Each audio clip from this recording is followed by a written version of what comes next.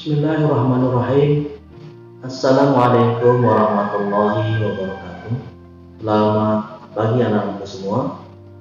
Selamat berjumpa kembali dalam pelajaran hari ini, yakni belajar sejarah Indonesia.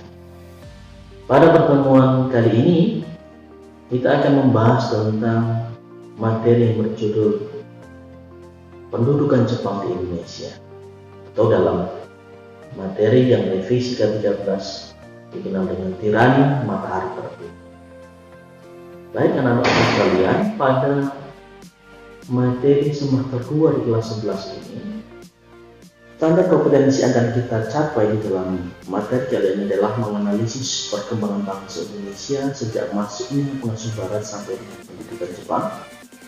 Dan KD yang akan kita bahas adalah menganalisis proses interaksi Indonesia-Jepang dan dampak pendudukan Jepang terhadap kehidupan masyarakat Indonesia.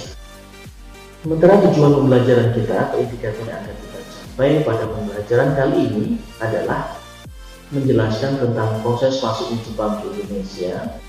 Lalu yang kedua, menjelaskan tentang upaya Jepang meraih simpati bangsa Indonesia. Dan yang ketiga, kita akan mendiskusikan kebijakan politik, ekonomi, sosial, dan budaya pemerintah pendudukan Jepang di Indonesia. Materi ini kita awali dengan kedatangan Jepang ke Indonesia.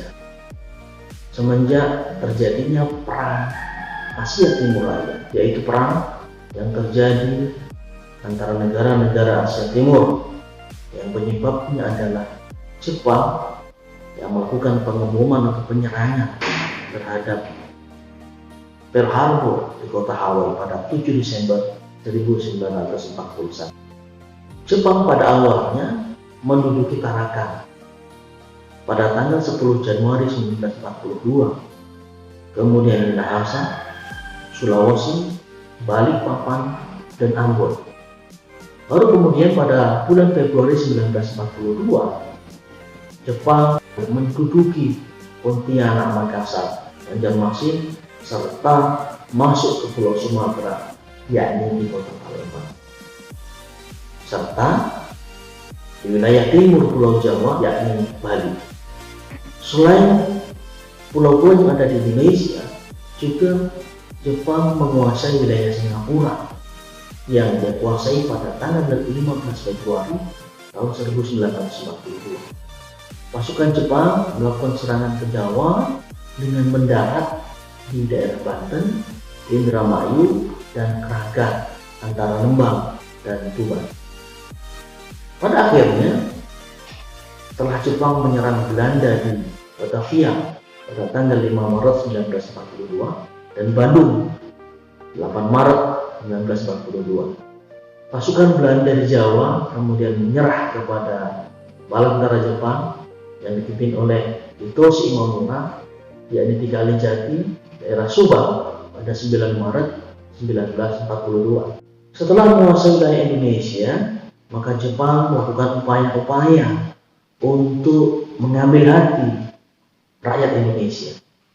Yang pertama dengan propaganda yang dikenal dengan Gerakan 3A. Gerakan ini dimaksudkan untuk meraih simpati rakyat Indonesia bahwa Jepang datang ke Indonesia untuk memberikan kabar gembira dan memberikan kebebasan kepada bangsa Indonesia. Semboyan 3A yang kita kenal adalah Nippon Cahaya Asia, Nippon Pelindung Asia, dan Nippon Pemimpin Asia. Adapun tujuan dari Gerakan 3A, yang pertama adalah menghimpun bangsa Indonesia untuk mengabdi kepada kepentingan Jepang. Lalu yang kedua, mempropagandakan kemenangan Jepang. Dan yang ketiga, menanamkan anti barat, terutama Belanda, Inggris, dan USA atau Amerika Serikat. Selain Gerakan 3A, Jepang juga membentuk organisasi putra yang dikenal dengan Pusat Tenaga Rakyat. Organisasi ini dibentuk pada tanggal 1 Maret 1942 untuk menggantikan Gerakan 3A. Karena Gerakan 3A tidak mendapat dukungan dari rakyat, maka kemudian Gerakan 3A dibubarkan, diganti dengan Putra. Gerakan Putra ini atau organisasi Putra ini dipimpin oleh 4 orang yang kemudian kita kenal dengan 4 serangkai. Siapa mereka? Yaitu Insinyur Soekarno atau Bung Karno, kemudian Bung Hatta, Ki Hajar Dewantara, dan Kiai Haji Mas Mansur. Sementara tujuan dibentuknya Putra ini adalah untuk meningkatkan semangat bangsa Indonesia dalam membantu pemerintah Jepang melawan sekutu. Adapun kebijakan-kebijakan Jepang selama memerintah di Indonesia ada beberapa sektor. Yang pertama di bidang ekonomi. Kebijakan yang dikeluarkan oleh Jepang antara lain: 1. Perluasan areal persawahan. Yang kedua, pengawasan pertanian dan perkebunan. 40% untuk petani, 30% dijual kepada pemerintah dengan harga sangat murah, dan 30% diserahkan ke lumbung desa. Kemudian yang ketiga, pemerintah Jepang hanya mengizinkan 2 tanaman perkebunan, yaitu karet dan kinam, karena berhubungan dengan kepentingan Jepang, yaitu untuk kepentingan perang. Kemudian yang keempat, setiap penduduk harus menyerahkan kekayaannya kepada pemerintah Jepang. Rakyat harus menyerahkan barang-barang berharga seperti emas, berlian, hewan, bahan makanan kepada pemerintah Jepang. Dan Jepang membentuk Jawa Kukai.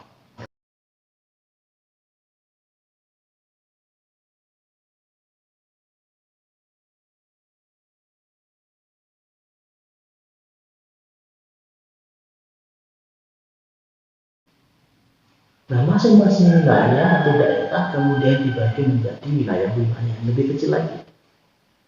Yaitu, Anda lihat pada gambar, daerah dibagi menjadi beberapa struktur ke bawah. Heifu atau pembantu prajurit Jepang adalah kesatuan militer yang dibentuk oleh pemerintah Jepang yang beranggotakan para pemuda Indonesia. Heiho menjadi angkatan darat maupun angkatan laut perang. Para anggota Heiho mendapatkan latihan kemiliteran agar mampu menggantungkan prajurit Jepang di dalam perang. Para anggota Heiho mendapat latihan untuk menggunakan senjata anti pesawat, dilatih untuk mengendarai tank, artileri medan, mengemudi, dan sebagainya. Tidak ada satupun anggota Heiho yang berpangkat perwira. Pangkat perwira hanya untuk orang-orang Jepang. Kemudian pemerintah Jepang menugaskan seksi khusus untuk bagian intelijen untuk melatih para anggota Heiho agar para pemuda Indonesia dapat melaksanakan tugas intelijen. Berikutnya, Jepang juga membentuk Peta atau Pembela Tanah Air. Organisasi ini dibentuk pada tanggal 3 Oktober 1943 dengan tujuan untuk memenuhi kepentingan perang di Laut Pasifik dalam menghadapi tentara sekutu. Dalam organisasi ini, para pemuda mendapat pendidikan dan latihan kemiliteran dari pasukan Jepang, dan pelatihan pasukan Peta dipusatkan di komplek militer Bogor yang diberi nama Jawa Koei Gyokun Kanbu atau Seibai, Indonesiakan dengan Korps Latihan Pemimpin Tentara Sukarela Pembela Tanah Air di Jawa. Adapun keanggotaan Peta dibedakan dalam beberapa macam atau dalam beberapa pangkat jabatan yang berbeda-beda. Ada 5 macam pangkat jabatan di dalam Peta. Yang pertama adalah Daidanchu atau Komandan Batalion. Kemudian Sudanchu atau Komandan Kompi. Kemudian Shudanchu, Komandan Peleton.